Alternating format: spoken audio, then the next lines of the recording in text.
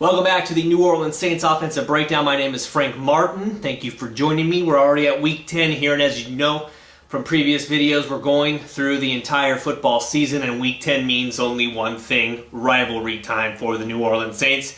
They took on the Atlanta Falcons in the Superdome. Of course, the first chance of the season to wipe that smirk off of Mike Smith's face.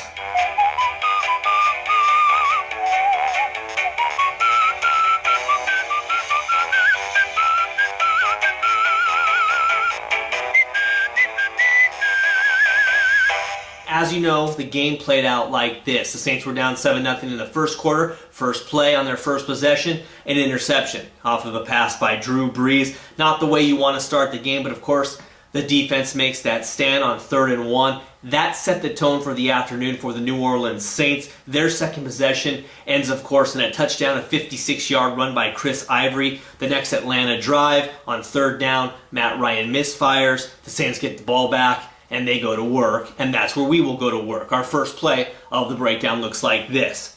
The drive ends with a 29-yard touchdown pass to Jimmy Graham. A beautiful play, folks. 13:33 left in the second quarter. It's the 4 wide receiver look, but here's the personnel the Saints put on the field. 2 running backs, a tight end, and 2 wide receivers.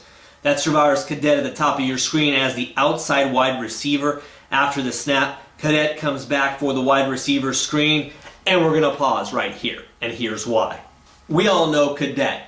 He's the speed threat, or at least that's what we were told he was on the 2012 season. He's the guy that might replace, let's say, Darren Sproles eventually, that X-Factor back. Well, in this game, he was replacing Darren Sproles because Sproles had injured his hand and didn't play in the game.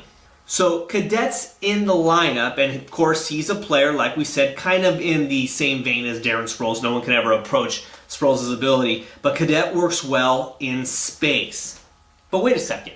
This is a Graham touchdown pass. Why am I talking about Cadet? Well, the play is set up 4 plays earlier. 21 seconds to go in the first quarter, 1st and 10 for the Saints. It's a similar look with Cadet on the field. That time, though, the Saints had 3 wide receivers and Graham on the field. Brees gets a 10-yard gain when Atlanta sits back, and they do not play the wide receiver screen. Back to the future. The Saints go to the wide receiver screen look again, but this time it's a fake. Cadet works back toward the quarterback. There's the pump. There's the go. Look who he goes to. It's Jimmy Graham. A thing of beauty. We'll move on to the fourth quarter of what was an awesome game, and of course both teams battling back and forth. It's going to take a big blow for someone to knock the other team out. The Saints get it, of course, in that goal line stand. Jabari Greer swanning away a pass intended for Roddy White on 4th and goal from the 1. That's the big first blow, but of course we're going to focus on offense. The real reason the Falcons had to go for it on 4th down was because of the play made by Jimmy Graham on the drive earlier. This is a Graham-only video, apparently.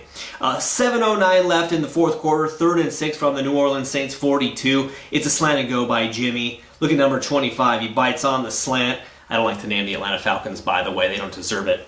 Graham runs right by number 25. Graham, who caught 7 passes on the day for a career-best 146 yards and 2 touchdowns, helps the drive continue. As you know, it leads to a field goal, and that put the Saints up by 4. 31-27 the final. The Saints go to 4-5 on the season, and they hang that number 1, that straight letter, on the Atlanta Falcons. They will not go perfect on the season. Gotta love that. Thanks for watching the video. I'll see you next time.